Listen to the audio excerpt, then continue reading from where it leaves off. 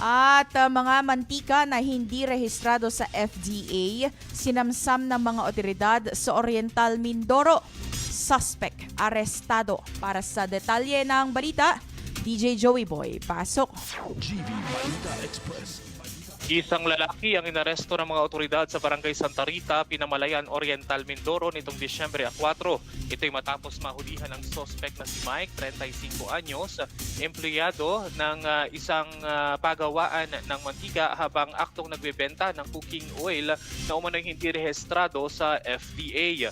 Nakuha ng CIDG Oriental Mindoro FDA Region 4B at Pinamalayan Police sa suspect ang 43 packages na may kabuang mahigit 2,600 bote ng mantika na tinatayang nagkakahalaga naman ng mahigit 1.8 million pesos. Ayon sa CIDG, malinaw na paglabag ito sa Republic Act 9711 kung saan ipinagbabawal ang pagbebenta ng food product na walang kaukulang otorisasyon ng FDA dahil hindi matiyak ang kalidad at kaligtasan nito.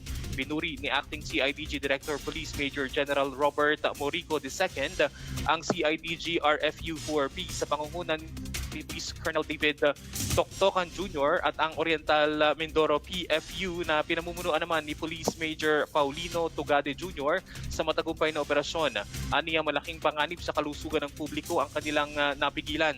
Tiniyak naman ng CIDG na tuloy-tuloy ang kampanya laban sa anumang iligal na bentahan ng consumer products at hinikayat ang publiko na magsumbong ng kahina-hinalang aktibidad sa kanilang lugar.